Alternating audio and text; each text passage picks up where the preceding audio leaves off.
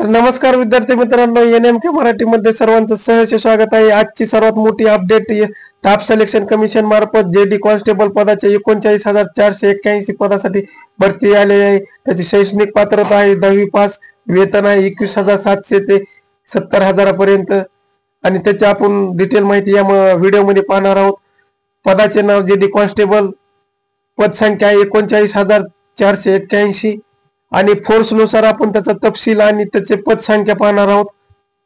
एक नंबर आहे border security force BSF मध्ये 15,654 पदासाठी भरती आलेली आहे। 2 नंबर पाहू शकता तुम्ही central industrial security force CISF मध्ये 7,145 पदासाठी भरती आहे। 3 number central reserve police force CRPF मध्ये 11,541 पदासाठी भरती आलेली आहे। 4 नंबर सशस्त्र सीमा बल SSB 819 पदासाठी भरती आहे।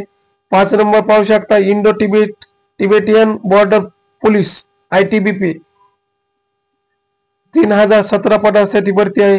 6 नंबर पाहू शकता आसाम रायफल AR 1,248 पदासाठी भरती आहे।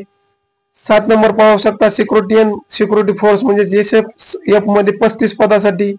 8 नंबर पाहू शकता नार्कोटिक्स कंट्रोल ब्युरो म्हणजे NCB 22 पदासाठी भरती। एकूण 39,481 पदासाठी भरती आलेले आहे।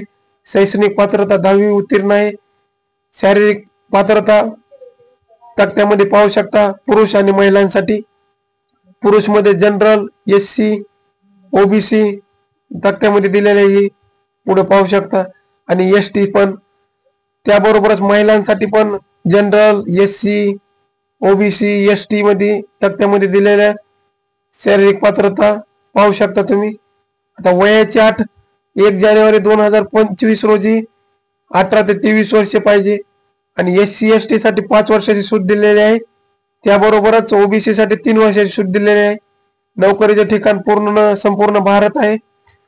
फीस जनरल OBC साठी 100 रुपये, SC ST एक सर्व्हिसमॅन असेल महिलांसाठी फीस नाही आणि ऑनलाईन अर्ज करण्याची शेवटची तारीख 10 ऑक्टोबर 2024 आहे।